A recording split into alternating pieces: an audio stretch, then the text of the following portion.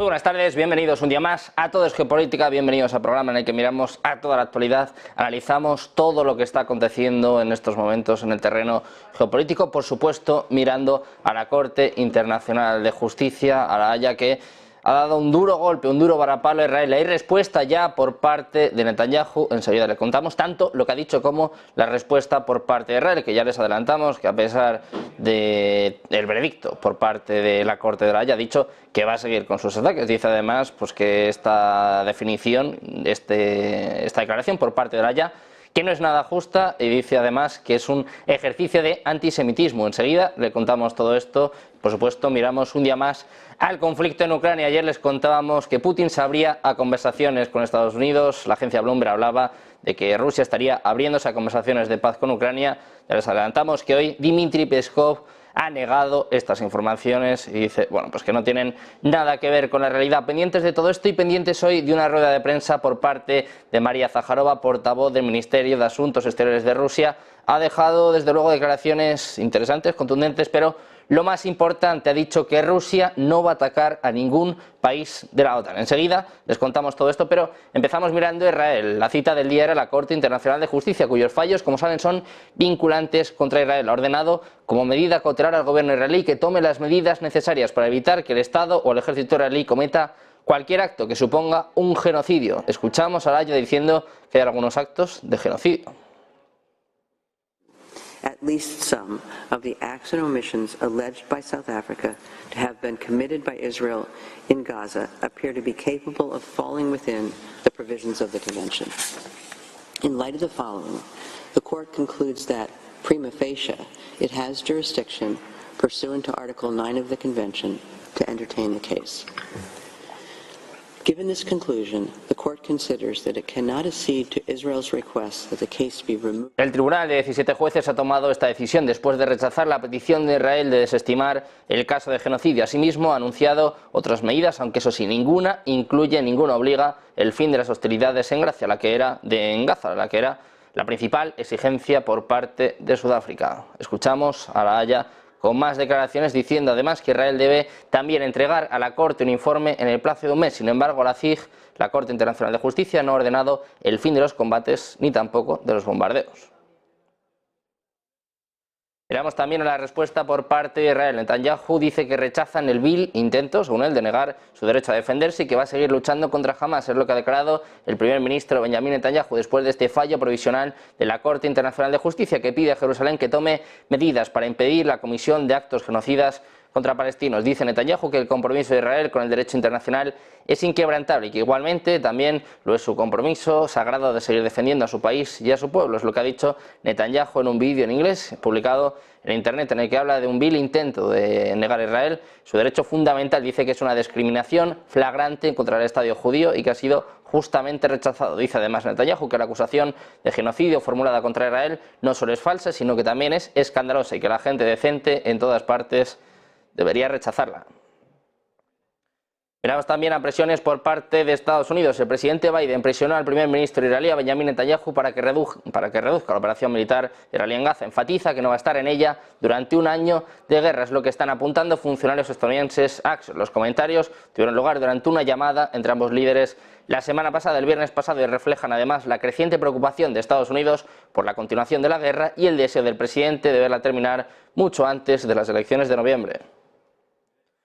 Miramos también a Rusia, hablamos de la portavoz del Ministerio de Relaciones Exteriores de Rusia, María Zaharova. Ojo a sus declaraciones, dice, no hay planes para atacar países de la OTAN y además dice, la alianza lo sabe muy bien. Todo esto después del artículo que tuvo lugar la semana pasada por parte del diario alemán, por parte del diario Bild, hablando precisamente de que Alemania se está preparando ya directamente para un ataque a un país de la OTAN por parte de Rusia para 2025, en un momento en el que Reino Unido también está preparándose, hablando incluso de crear un ejército ciudadano. Mucho miedo que hay desde luego para los ciudadanos europeos, pero Zaharova dice, no tiene nada que ver, no pensamos atacar ningún país de la OTAN. Escuchamos. Asked here, why do we hear so many statements in NATO countries themselves, such forceful statements, intimidating its own population about some threat coming from Russia if now Kiev regime holds for some time, then Russia will wage all its aggressive potential against the West. Why do they do so? Because they need to justify and to... Miramos también al Kremlin, que ha negado este viernes que el presidente Vladimir Putin haya enviado señales a Estados Unidos sobre su disposición a negociar la entrada de Ucrania en la OTAN a cambio del control ruso sobre territorios conquistados en ese país. Es precisamente lo que sugirió, por ejemplo, en el día de ayer la agencia Bloomberg. Dice Peskov que esa información es errónea y que no coincide en absoluto con la realidad. Es lo que dijo el portavoz de la presidencia de Rusia hace apenas unas horas. Previamente, como les contamos, Bloomberg aseguró, citando a fuentes cercanas al Kremlin, que Putin estaba tanteando el terreno para ver si Washington estaba a favor de conversaciones sobre el fin de la guerra en Ucrania. De acuerdo con esta información, el jefe del Kremlin podría estar dispuesto a considerar un eventual ingreso de Ucrania en la OTAN siempre y cuando Kiev acepte las nuevas realidades territoriales, en referencia a las regiones ucranianas anexionadas por Moscú. Como saben, Ucrania se ha mostrado hasta ahora contraria a hacer concesiones o a congelar el conflicto, lo que según Zelensky solo beneficiaría a Moscú. Informaciones, como les decimos, que ha negado hace apenas unas horas el Dmitry Peskov.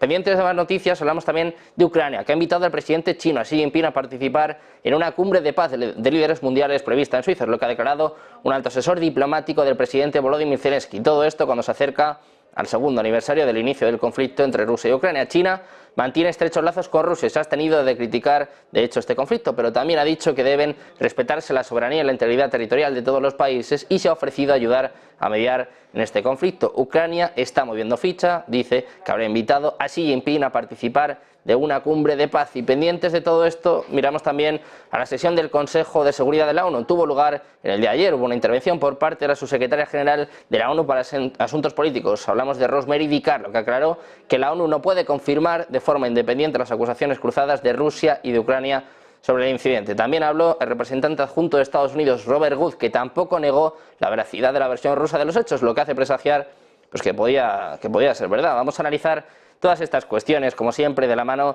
de los mejores expertos. Hoy contamos con José María Viñas, director del Máster de Relaciones Internacionales del IEB. ¿Qué tal? José María, muy buenas. Como decía, contamos con José María, enseguida le recuperamos. Tenemos a Emiliano García Coso, decano internacional de CEISA. ¿Qué tal? Muy buenas, Emiliano. Buenas tardes, Sergio, ¿cómo estás? Y contamos también con Hasél París Álvarez Martín, politólogo. ¿Qué tal? Muy buenas, París. Buenas tardes, gracias por invitarme. Un placer tenerles a los tres por aquí en un día, como digo, pues con muchas noticias, con el foco sobre todo puesto en esta Corte Internacional de Justicia, este posible caso de genocidio por parte de Israel. José María, quiero saber cuál es un poco tu primer análisis de lo que hemos vivido y sobre todo también de la respuesta por parte de Netanyahu, que le da igual, dice que van a seguir. Bueno, la respuesta era de esperar y también la Corte Internacional pues ha hecho lo que se llama en términos así más jurídicos un split the baby, ¿no? O sea, por un lado ha reconocido su competencia y ha reconocido que tiene esa capacidad para poder investigar en el conflicto, pero por otro lado no ha ordenado el cese inmediato de lo que es el conflicto. Por lo tanto, tanto Sudáfrica puede decir que ha obtenido una gran victoria porque el tribunal puede comenzar su investigación y se da por facultada para ello. Y además Israel ha tenido que presentar determinada información para demostrar su buena fe y sus ganas de cooperar con el alto tribunal. Y por otro lado, Israel puede seguir con la operación porque no hay esta orden de cese. Y además, a esto hay que añadir que cualquier investigación puede tardar años en completarse, años en resolverse, años en que haya algún dictamen, años en que haya algún tipo de resolución por parte del tribunal. Por lo tanto, bueno, se va a tomar por ambos lados como algo positivo y bueno, pues esto al final el tribunal pues ha decidido optar por esta vía. Quiero saber también tu opinión. Siempre se habla, ¿no?, de vencedores y de vencidos, ganadores y perdedores. En este caso, ¿se puede decir que ha sido un empate? O cuéntanos un poco, ¿cuál es un poco tu punto de vista? No, todas las pretensiones de Sudáfrica no han sido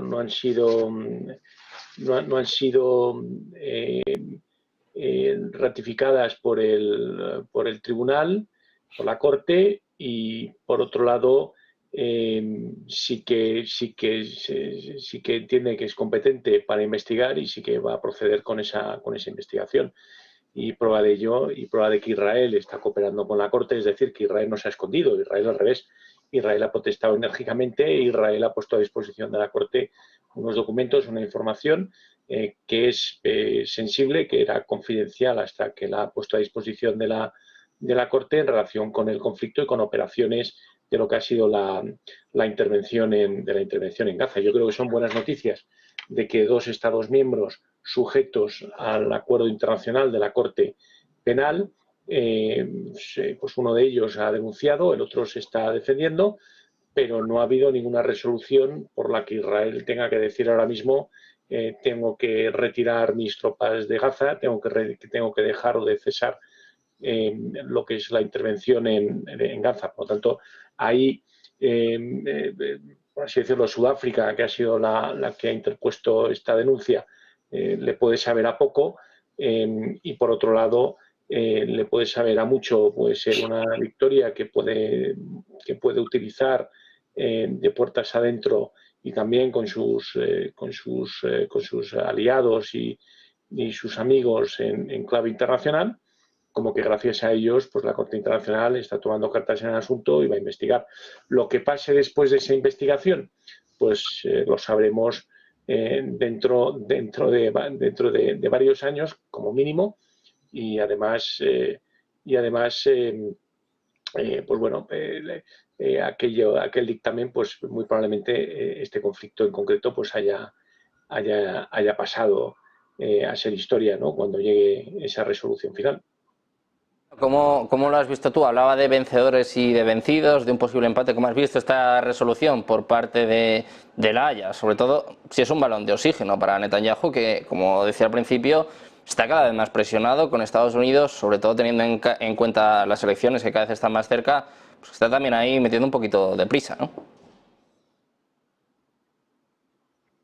Pues para mí ha sido absolutamente decepcionante, porque teniendo en cuenta que la Corte Internacional es el máximo intérprete y garante del derecho internacional, pues debería haber sido más contundente. Y cuando digo decepcionante, hay un precedente. O sea, recordemos que en un caso también en el marco de la Convención de Genocidio del 48, cuando Ucrania solicita medidas provisionales contra Rusia, en marzo del 2022, el tribunal es sumamente contundente. Ordena a Rusia suspender inmediatamente la invasión, controlar que las fuerzas regulares y irregulares no lleven a cabo más actos, y emplaza a ambas partes a no incrementar la tensión.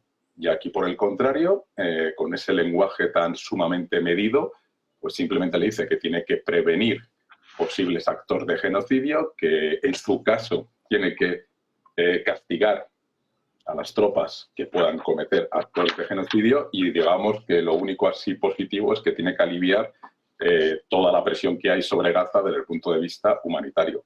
Por lo tanto, pues si ya de por sí la situación a nivel internacional era bastante débil desde el punto de vista que nadie paraba los excesos de las tropas israelíes sobre Gaza, pues ya con esta decisión, por mucho que dentro de un mes Israel tenga que presentar un informe de cómo ha ido cumpliendo las medidas provisionales adaptadas por la Corte Internacional de Justicia, pues en ningún momento se le dice que tiene que suspender inmediatamente las operaciones sobre Gaza y sobre Cisjordania.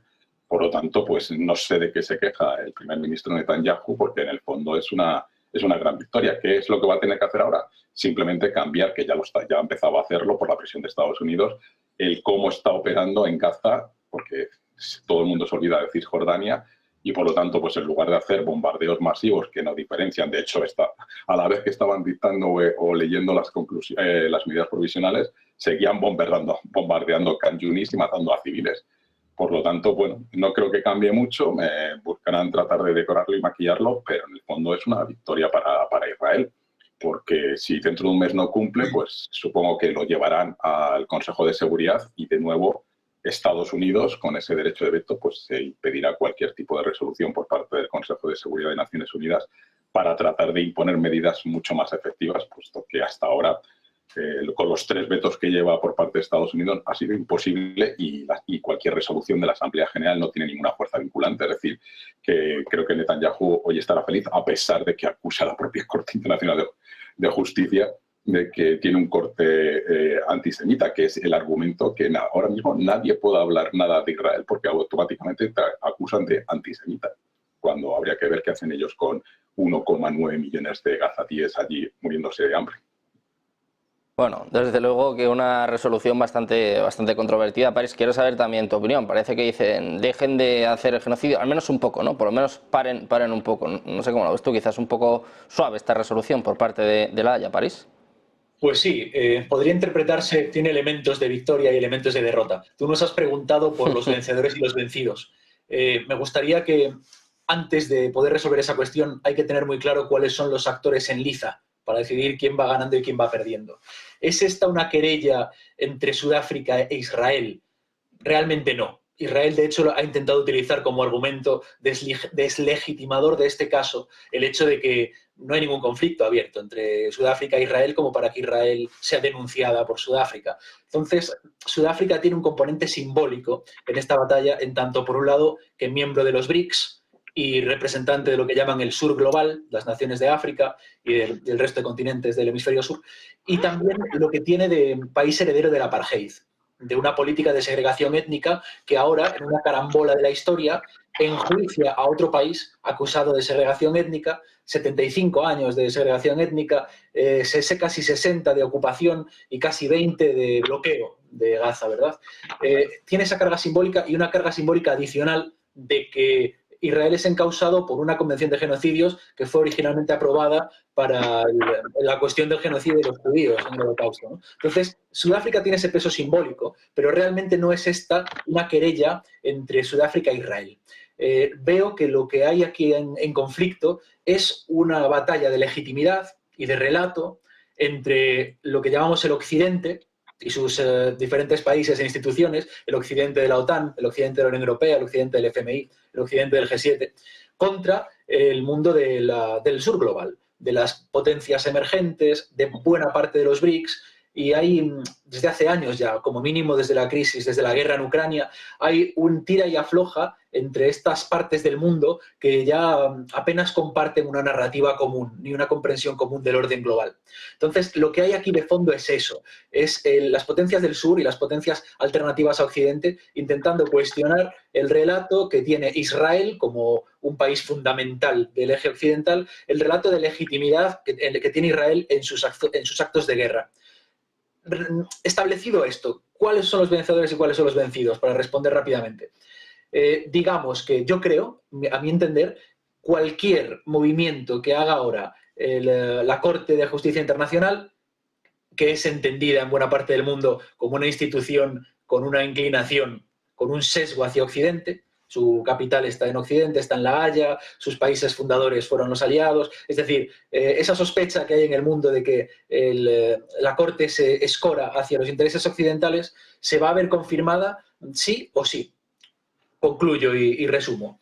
Si el fallo es favorable a Israel, el resto de naciones del sur global van a entender que el sesgo que tiene la Corte la hace de alguna forma ilegítima y no representativa de la justicia internacional.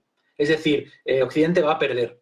Occidente va a perder si la Corte protege o intenta ser suave con Israel.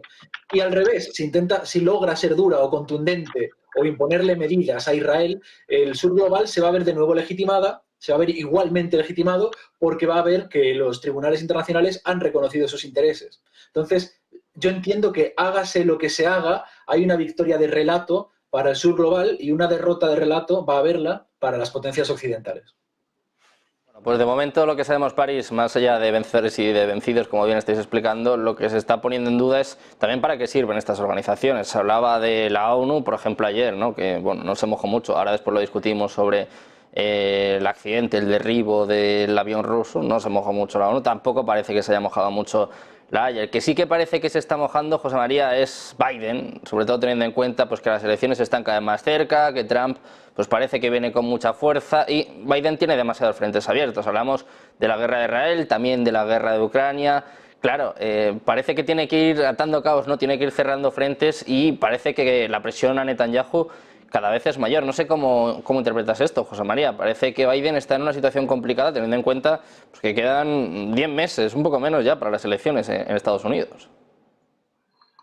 Pues sí, y además Netanyahu no es el mejor amigo de Biden y sin embargo sí que probó ser y hacer muy buenas migas con el presidente Trump. No olvidemos que en los 4 años de administración Trump, el presidente Biden se retiró unilateralmente del acuerdo nuclear que habían firmado las potencias occidentales, más China, más Rusia, para quitar el pie del acelerador de las sanciones contra Irán.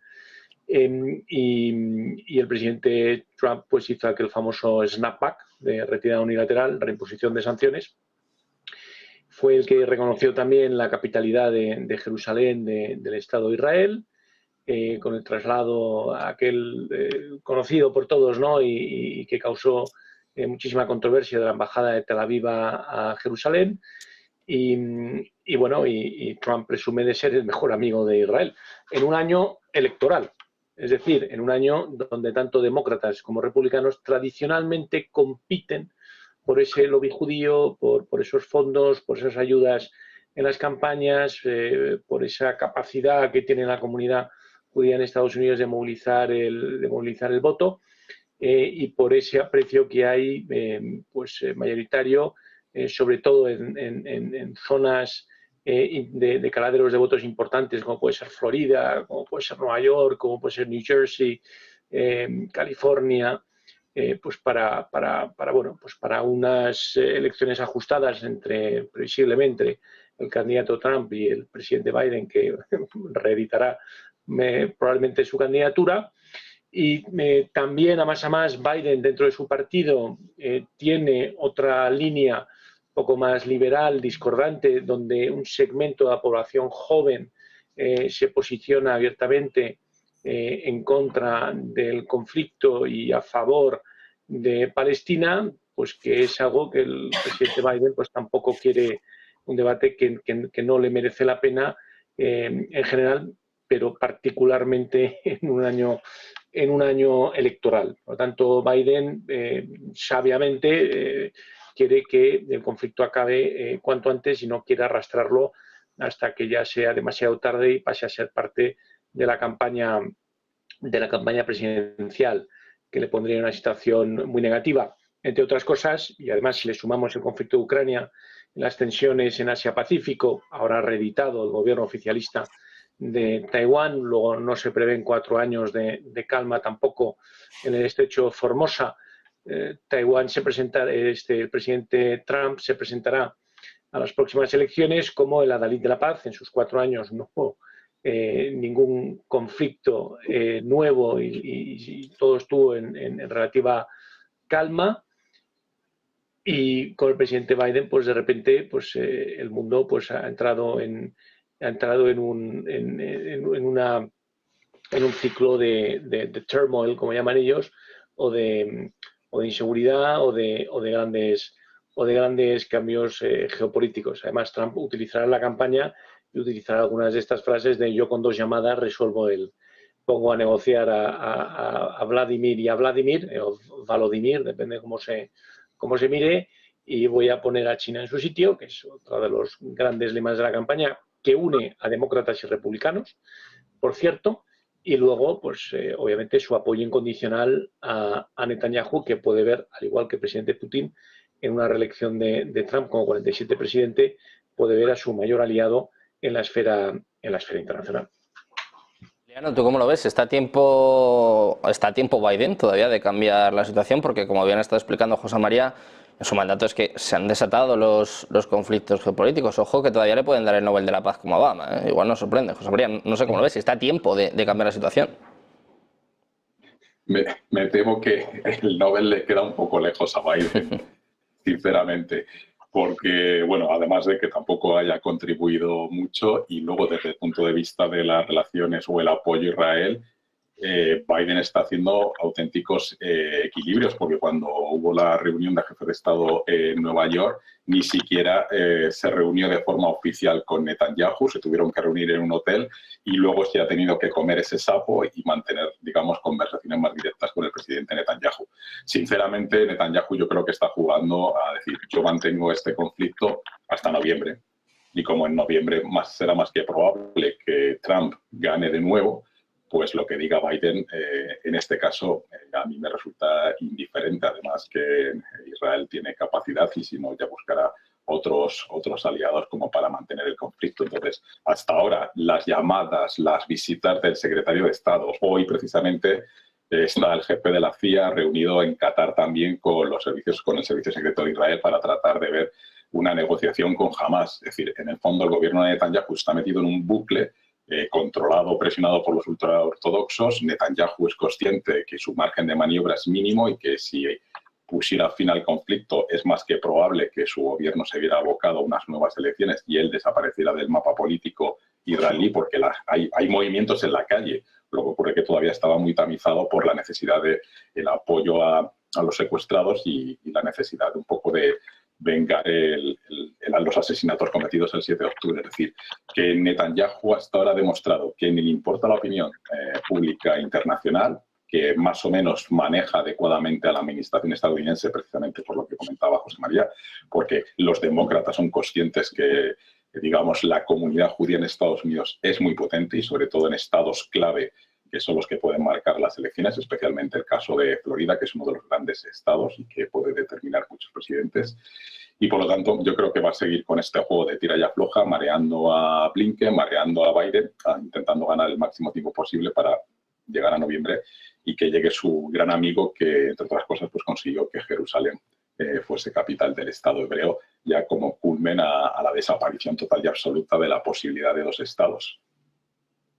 Bueno, pues desde luego Biden en una situación complicada. París, quiero escuchar también tu opinión. ¿Qué puede hacer Biden ya para cambiar esta situación? Si es que está a tiempo, porque como bien estaban explicando, el propio Trump ya está diciendo que en 24 horas hace unas llamadas y acaba con el conflicto en Ucrania. O sea, imagínate con Israel, como bien están apuntando, con la relación que tiene con Netanyahu, ¿no? Parece que en este sentido, de momento, le está ganando el terreno.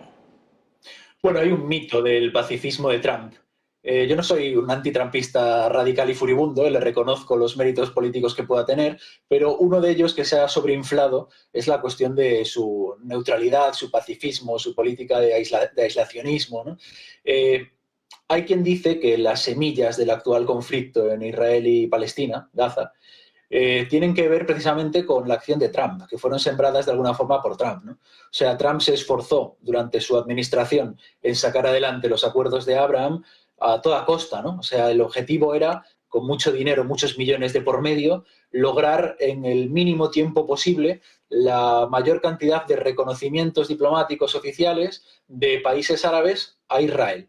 No sé si me he explicado. Se trataba de que Israel fuese reconocido legítimamente como un país más con el cual negociar, incluso hacer maniobras militares, como el caso de que se puede ver en Marruecos, ¿no? O sea, un socio de primer nivel del resto de países árabes, empezando por, bueno, los que ya se sabe que han firmado estos acuerdos, Marruecos, Bahrein, otros tantos, y se supone que detrás tendría que venir Arabia Saudita y otros tantos más, ¿no? Entonces, parece ser que esta premura, ¿no?, por sacar adelante estos acuerdos, lo que generó una cierta inestabilidad en la región que pudo tener que ver con la decisión de las fuerzas palestinas como Hamás de lanzar el ataque del 7 de octubre en Israel. Estos son especulaciones del mundillo de la geopolítica, ¿no? Pero se dice que las fuerzas palestinas se habrían visto en la situación de tener que golpear para asegurarse de que al responder Israel de una forma brutal y desmesurada, como se preveía que respondiese, pues el resto de países árabes y musulmanes no se planteasen reconocer diplomáticamente a Israel, ¿no? O sea, al ver que se reavivaba el conflicto entre Israel y Palestina, pues no le diesen su reconocimiento diplomático. Esta es una teoría que hay, y esa teoría pues vendría a añadir a una larga lista de reproches que se le podrían hacer a Trump en política exterior, al contrario de la teoría que le describe como una persona que se dedicó a la paz y al equilibrio internacional, ¿no? En todo caso, Trump y buena parte del establishment del sistema estadounidense podría resolver o tendría interés en resolver el conflicto israelí-palestino o incluso el conflicto ruso-ucraniano. Quizás hablaremos de ello, que hay voces en Estados Unidos que lo quieren cerrar cuanto antes, pero para meterse en otro conflicto mayor, que es el de China, ¿no? El de Taiwán, un conflicto que puede llegar a tener una escala y una duración temporal muchísimo más amplia y de una gravedad y de un calado mucho mayor, ¿no? Entonces, ningún bando estadounidense, ni republicanos ni demócratas, van a ser evidentemente garantes de la paz de ningún tipo, ¿no? Van a ser garantes de la muerte del imperio, ¿no? De ese imperio estadounidense que poco a poco se va viendo cada vez más acorralado, más inestable, más quebrado, y que ningún gran imperio normalmente cae sin querer morir matando, ¿no? París ha dicho que seguramente hablaríamos del conflicto en Ucrania. Como decías, en Estados Unidos hay voces, en concreto ayer mismo la agencia Bloomberg, hablando de que Putin estaría tanteando a Estados Unidos por unas conversaciones de paz. Lo contábamos al principio del programa. Dmitry Peskov, portavoz de la presidencia, ya ha negado todo esto. Además, ha hablado Zaharova, ha dicho que no tienen ninguna intención de atacar a países de la OTAN, así que está la cosa muy interesante. Vamos a hacer una breve pausa, un par de minutos, y volvemos y se lo contamos, se lo explicamos en Negocios Televisión.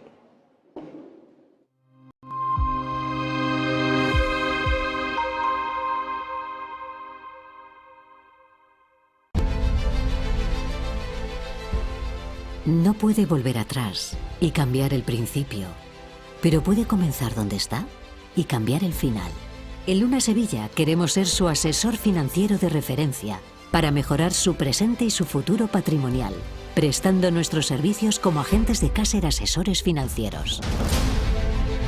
Somos una empresa con una clara apuesta por la formación de calidad, la información transparente y objetiva, y por el asesoramiento financiero personalizado y continuado. Visite nuestra web lunasevilla.es o llame al 91 762 3442.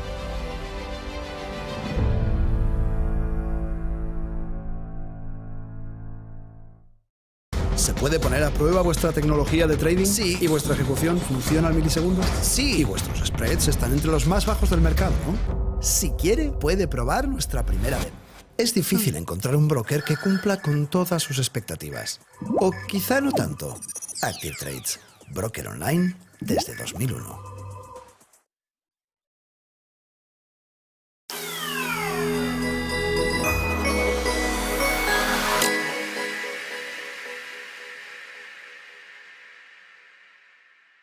Hola, ¿qué tal? Muy buenas. Si estás viendo esta cadena es que te gusta estar bien informado y te gustan mucho los mercados financieros. Y lo más importante de todo, te gusta sacarle dinero al mercado.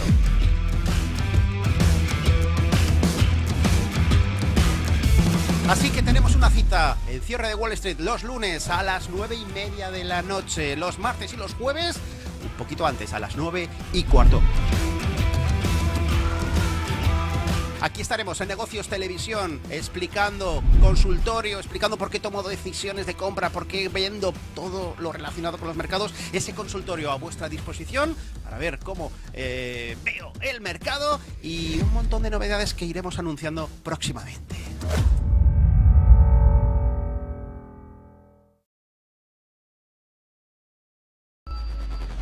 Localizarnos ahora es más fácil.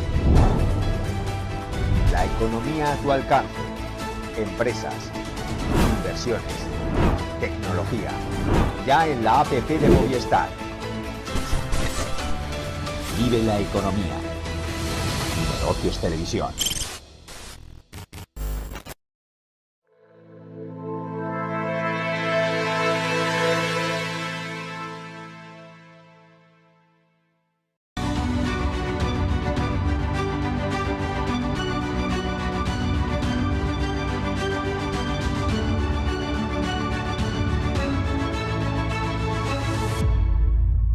Ya estamos de vuelta en Todo es Geopolítica, pendientes de la actualidad que, como se imaginan, sigue pasando por el conflicto en Ucrania, cruces de acusaciones, también en cuanto al derribo del avión ruso, el Il-76, como saben, con 74 personas fallecidas. Informaciones ayer de Bloomberg diciendo que Putin estaría abierto a conversaciones de paz con Estados Unidos, y la última hora pasa por María Zaharova, la portavoz del Ministerio de Asuntos Exteriores de Rusia, que ha sido contundente. Ha dicho: no queremos atacar a un país de la OTAN. Dice textualmente: no hay planes de atacar países de la OTAN, y la alianza lo sabe muy bien. La escuchamos. Aspect here. Why do we hear so many statements in NATO countries themselves, such forceful statements, intimidating its own population about some threat coming from Russia? If now Kiev regime holds for some time, then Russia will wage all its aggressive potential against the West.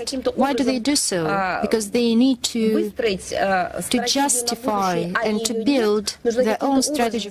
Pues precisamente, bueno, declaraciones que van totalmente en contra de lo que decía la semana pasada, por ejemplo, el diario Bild, con Alemania, con Reino Unido, advirtiendo a sus ciudadanos, no solo ellos, también muchos países bálticos, advirtiendo de que Rusia va a atacar a países de la OTAN. Pero, José María, parece que poco a poco, pues este relato que antes comentaba, por ejemplo, París, parece que empieza a desmontarse. José María, quiero saber qué opinas de estas declaraciones de Zaharova. Lo ha dejado bastante claro, ¿no? Creo que Lavrov también en los últimos días ha ido en la misma línea.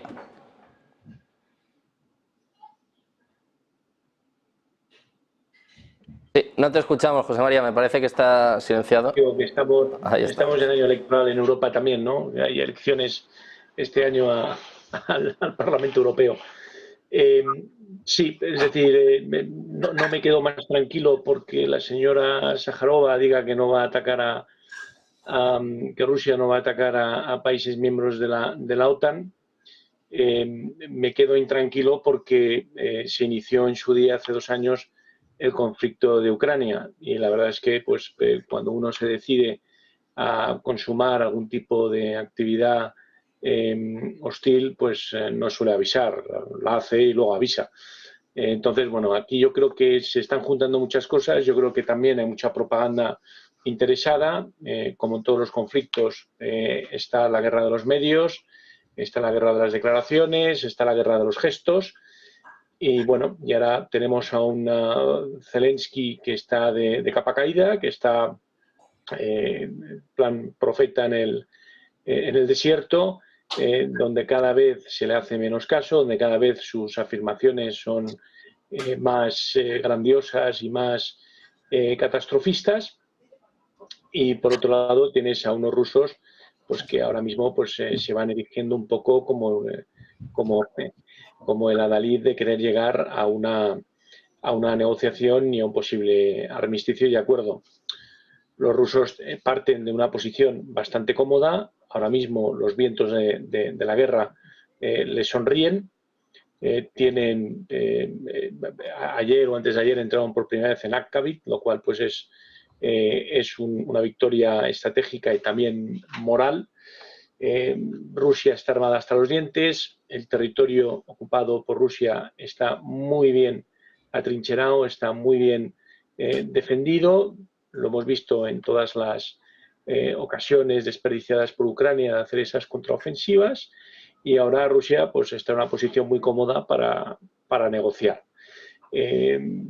Ucrania, por el contrario, pues está en la inversa, está en una posición incómoda para negociar, porque sabe que si no llega ese paquete de ayuda de Estados Unidos y que si Europa no sigue ayudando y apoyando de forma incondicional, pues esta guerra de desgaste en la que se ha convertido ya el conflicto, pues torna a la catástrofe. Y además que internamente pues empiezan a haber voces ya muy claras en contra del liderazgo de Zelensky, que por cierto tenía que haber convocado elecciones y que estas se tendrían que haber efectuado en marzo de este año y que no se van a producir.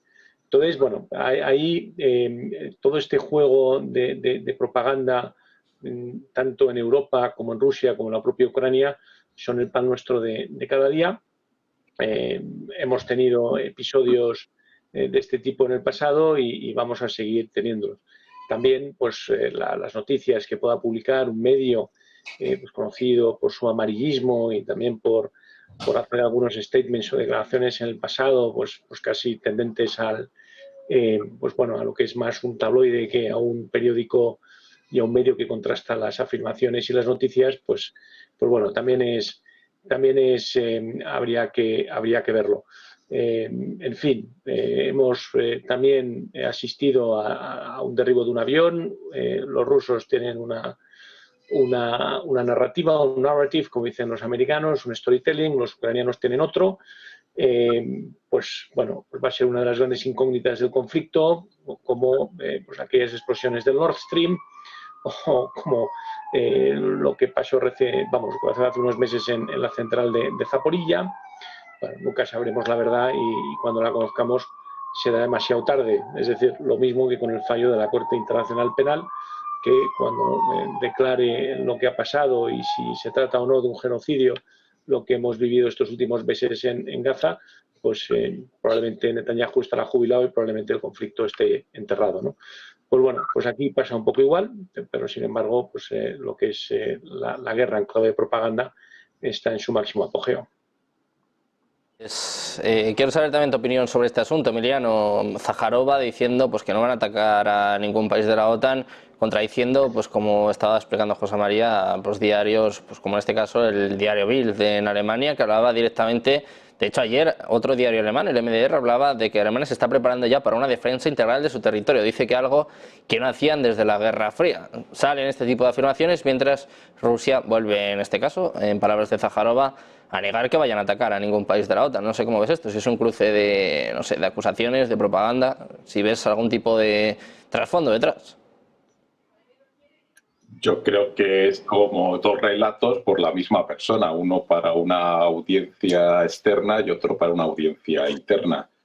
La audiencia externa, ¿quiénes son? Los aliados que apoyan económica y militarmente a Ucrania, entonces tienen que tratar de convencerles, que lo tienen difícil, que Rusia no supone una amenaza ni para las repúblicas bálticas, ni para Finlandia, ni para Polonia, ni para otros países de la OTAN, en un intento que, si no lo ven como amenaza para ellos, pues pueden ser que ejerzan mayor presión a Zelensky para que se siente en la mesa y acepte que pierde Crimea, que pierde Donetsk y que pierde Luhansk, en tanto en cuanto eso las exigencias actuales por parte del gobierno de Putin. Y luego hay un relato interno, nacional ruso, porque también hay elecciones en Rusia, bueno, elecciones, por llamarlo de alguna manera, en Rusia, y tiene que demostrar el poder de la Gran Rusia, la capacidad militar, la capacidad de digamos, hacer contrapeso al poderío militar y político de Estados Unidos, acompañado por los europeos. Es decir, que esto va a ser una dinámica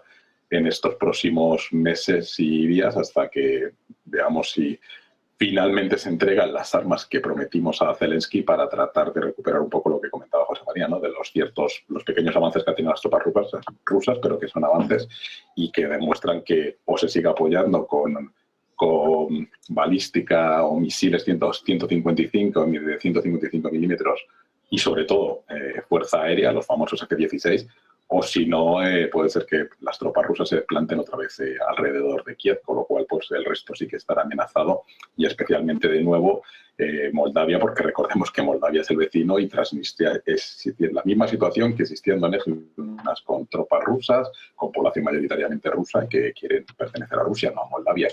Entonces, bueno, pues no hay que darle mucho pábulo a este tipo de declaraciones, porque ya digo que forma parte de esta estrategia de mandar un mensaje a unos hacia los del exterior y otros hacia el interior. Este tipo de mensajes, de acusaciones, de amenazas, de advertencias entre la OTAN y Rusia, ¿no? Porque ya parece que el conflicto está ahí. Ucrania parece que ya pues, casi que se ha hecho a un lado. Bueno, siempre estuvo a un lado, ¿no? Realmente. Igual que antes hablábamos de que aquí no hay una querella judicial de Sudáfrica e Israel, sino un conflicto entre Occidente y el sur global, pues aquí es un poco lo mismo. Aquí siempre ha habido un conflicto no entre Rusia y Ucrania, sino entre Rusia y la OTAN, ¿no? El trasfondo que tiene la guerra es básicamente ese, ¿no? Y luego, pues todo eso genera una guerra de propaganda y de informaciones, ¿no? Aquí, pues podemos hablar mucho siempre de la propaganda rusa, cada vez menos porque está prohibida ya, los medios de comunicación ya están prohibidos.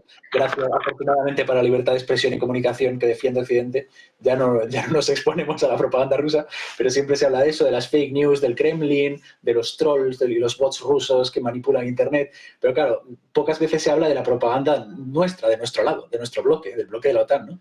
Que tiene sus servicios de inteligencia, contrainteligencia, de propaganda, de guerra cognitiva, de información. Y lo que pasa es que a mí me es muy difícil de seguir La propaganda de la OTAN me es muy confusa. Yo intento ser un buen ciudadano y írmela creyendo toda, pero como que me dan mensajes contradictorios que me lo dificultan mucho, ¿no? Entonces, por ejemplo, ahora a mí me habían contado que Rusia estaba derrotada, agotada, que en Ucrania había consumido todo su potencial militar, que sus jóvenes habían muerto todos, que, vamos, que Rusia era su fin como amenaza, ¿no? Como enemigo potencial de Occidente. Pero ahora de golpe me dicen, en 2 años Rusia va a invadir. Toda la OTAN, toda Europa, prepárense, movilícense, inviertan todo el dinero público en armamento, que vuelva la mili, como se está diciendo en Alemania, ¿no? Que vuelva la mili, rearme masivo y absoluto, porque tenemos entre 2 y 7 años, unos dicen 5, otros dicen 3, para que nos invada Rusia. O sea, entre 2 y 10 años, Rusia nos invade. A todos en general, porque esto lo he oído a los finlandeses, a los polacos, a los alemanes, entonces me imagino que la OTAN tiene en su mesa que va a haber como una invasión masiva de buena parte de Europa por parte de Rusia, pero que yo quiero asustarme, a mí me gustaría asustarme y entrenar y retomar el tiro. Yo vengo de la infantería, del ejército, y tengo muy oxidado pues el combate en población, el tiro. Me gustaría actualizarme todo lo posible, pero joder, me acaban de contar previamente que Rusia estaba derrotada, que se había agotado y consumido en la guerra de Ucrania y que ya no es ningún rival creíble, que ha quedado en ridículo militarmente. Y ahora como que me quieren alarmar como que nos va a invadir a todos, ¿no? Entonces, yo como analista político me declaro completamente confuso, no sabría responder. Creo que no eres el único confuso en este asunto, y prácticamente todos, ¿no?, en los que conciernen a la geopolítica. Pero hablando de confusiones, José María, quiero preguntarte por otra noticia, puede ser también parte de la propaganda de la que estamos hablando. Ayer la agencia Bloomberg, menos amarillista en este caso que Bill, pero también con intereses detrás, como todos los medios al final, hablaba de conversaciones, de un tanteo por parte de Putin a Estados Unidos, pues intentando entablar conversaciones de paz, diciendo que podría incluso ser algo más neutral, permitir la entrada de Ucrania en la OTAN a cambio de ciertos territorios. ¿Esto cómo se puede leer? ¿Qué trasfondo hay? ¿Hay ya conversaciones? ¿Están negociando qué parte de Ucrania se va a quedar Rusia? ¿Es simplemente un mensaje por parte de Estados Unidos? ¿Cómo podemos leer esta cuestión? Bueno, ahí puede ser un globo sonda. Yo creo que siempre ha habido intención de llegar a un acuerdo por parte de la comunidad internacional. Estados Unidos ha llegado un momento donde ha perdido interés en la política interior, ¿no?, del país, y en el año electoral pues Ucrania no va a ser uno de los grandes topics. Sí que lo va a ser China, por ejemplo, o lo que quieren hacer tanto Biden en su segundo mandato como Trump, lo que sería también su segundo mandato en Asia-Pacífico y en particular con China. Israel va a estar también, va a ser parte del juego. Israel va a arrastrar a Irán en la situación con Irán, donde Trump sacará pecho por esa retirada del acuerdo nuclear. Trump se erigirá como paladín de la paz entre Rusia y Ucrania, porque bueno, no ha ocultado nunca su sintonía con el presidente Putin. Y bueno, yo creo que eso puede jugar, y dependiendo de cómo se utilice, puede jugar a favor de uno u otro. También lo que vaya, los acontecimientos, lo que vaya pasando, pues también va a ser un arma arrojadiza, o bien va a ser un gran mérito a poner en relieve en la campaña electoral. Si Biden consigue ser el que junte a los dos Vladimires a que lleguen a un acuerdo, pues se erigirá en el príncipe de la paz. Si no lo consigue, pues Trump tendrá un cartucho electoral para disparar. Entonces, yo creo que esto Estados Unidos lo intentó en su día, la Unión Europea lo intentó en su día, Turquía lo ha intentado varias veces, el presidente Xi de China también lo ha intentado en alguna ocasión, hasta algún país latinoamericano se ha erigido en posible mediador. Bueno, pues es un plato muy a gusto de aquel que consiga llevarse el gato al agua, ¿no? La realidad es que ahora mismo a Rusia le podría interesar llegar a un alto el fuego, oficial u oficioso, una especie de armisticio, consolidar el status quo, la ocupación de los territorios donde ya tiene presencia. Yo creo que Rusia no va a retirarse ni un centímetro en un acuerdo de paz, sino al revés. El acuerdo de paz es para que no continúe. y ahora mismo tiene ese momentum. Y Ucrania, pues ahora mismo que está un poco de vacas flacas, ¿no? En cuanto a armamento militar y en cuanto a capacidad de penetración en la zona rusa, pues es un momento muy malo para llegar a un alto el fuego, porque sabe que lo que pierda ahora no lo va a recuperar nunca.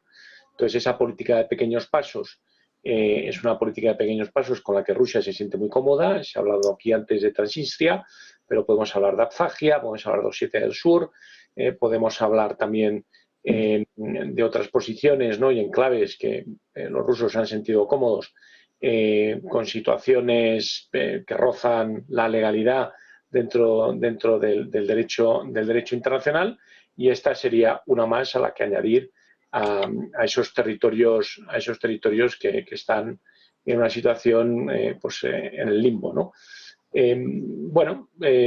Why not? Desde luego Putin tendrá su oportunidad con el presidente Trump. Pues le toca a Biden mover ficha y ver si se lleva él ese mérito o no se lleva el mérito. Pero desde luego ya empiezan a haber voces muy potentes en Estados Unidos y en Europa para que se llegue ya a una paz al conflicto. Emiliano, ¿cómo ves tú estas negociaciones, estas supuestas conversaciones de paz, los mensajes por parte de Estados Unidos, de Europa, como estáis explicando, en un año clave, ¿no?, con todas las elecciones que hay en este 2024 y en un momento en el que además pues parece que a Rusia puede interesarle, ¿no? Parece que está pues seguramente en el momento en el que tiene una posición más fuerte. No sé cómo ves esto y sobre todo las informaciones que empiezan a dibujarse. Yo creo ya que Rusia, al igual que hizo con Hillary Clinton, comienza su campaña electoral a favor de Trump. Entonces, lo que quiere poner a Biden es en la situación tan incómoda de decir, te propongo que hablemos de paz, pero la cuestión es las condiciones de paz, porque si esa paz pasa porque Rusia no ceda un solo kilómetro cuadrado de lo que invadió, pues entonces, ¿cómo se va a presentar Biden después de los millones de dólares que ha gastado del contribuyente norteamericano ante el pueblo americano en pleno periodo electoral para decirles, yo he conseguido la paz, pero el resultado es que Rusia se queda con lo que ha ganado invadiendo Ucrania y nos hemos gastado cientos de millones de dólares ayudando a Ucrania para que no se produjera esa situación, pero yo he conseguido la paz. Sinceramente, creo que Biden, si aceptase este tipo de negociación donde Ucrania pierde todo, tiene perdidas las elecciones, porque en el fondo sería haber gastado del contribuyente, que para el contribuyente, para el votante estadounidense es muy importante a qué destinan su dinero, y más en una situación de crisis económica y de tipos de interés altos, inflación, etcétera, etcétera, como para decir Biden, no, yo he logrado la paz, pero los rusos han ganado todo lo que conquistaron incumpliendo el derecho internacional e invadiendo otro estado soberano.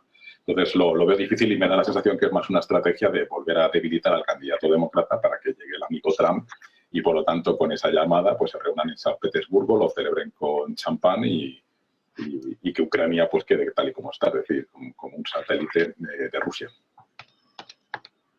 También, ¿cómo ves tú estas afirmaciones, estas negociaciones, estas supuestas conversaciones y sobre todo pues el papel que va a tener también de cara a las elecciones de Estados Unidos, que me parece importante, sobre todo, como bien están explicando, en el caso en el que Biden termine cediendo, en el caso de que Rusia se quede con todo, ¿no? Que de momento, según las informaciones que van saliendo, pues tiene pinta de ello.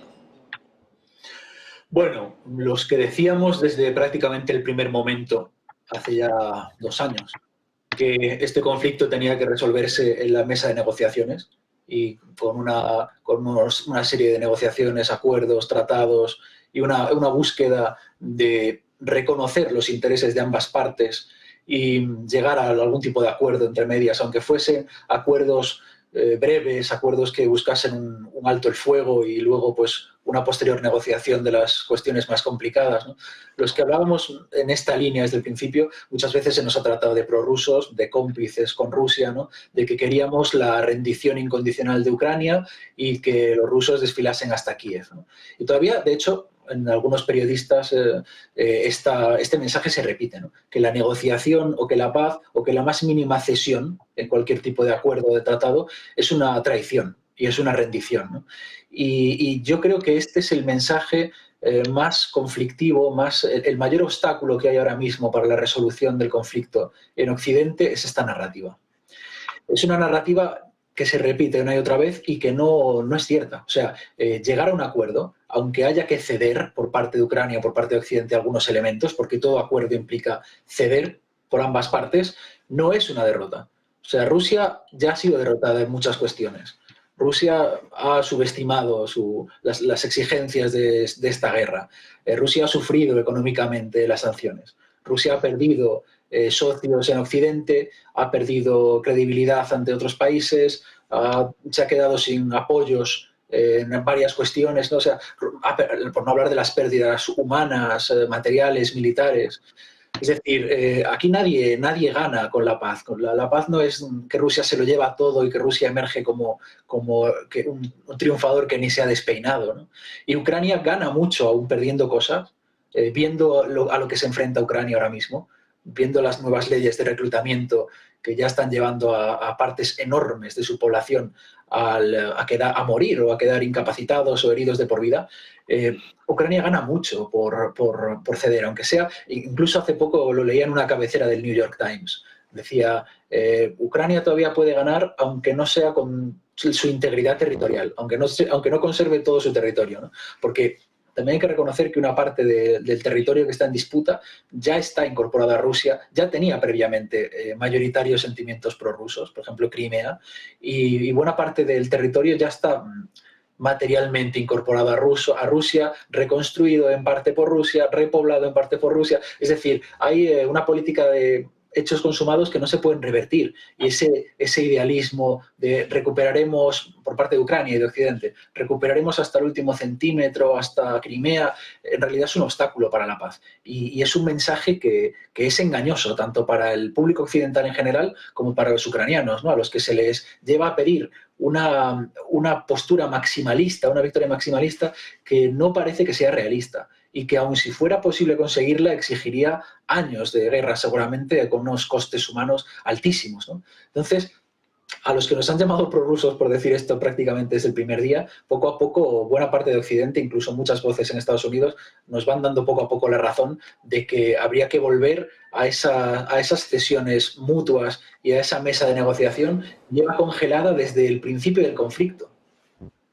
Pues desde luego, París, un conflicto pues que va para largo, prácticamente ya para 2 años, y que, como bien estáis explicando, pues parece difícil de resolver, más allá de que parece evidente pues que Ucrania va a tener que ceder por alguna parte y seguramente pues Rusia también tenga que ceder de alguna forma sus pretensiones. Os damos las gracias a los tres por estar por aquí, Emiliano, José María, París, muchas gracias por estar con nosotros. Muy buenas tardes. Gracias, buenas tardes. Gracias a vosotros. Adiós. Gracias también, por supuesto, a todos los espectadores que nos habéis acompañado, y os digo un día más que no os vayáis, porque seguimos pendientes de la actualidad, de la economía, de la geopolítica. Seguimos, como siempre, con la mejor programación en Negocios Televisión.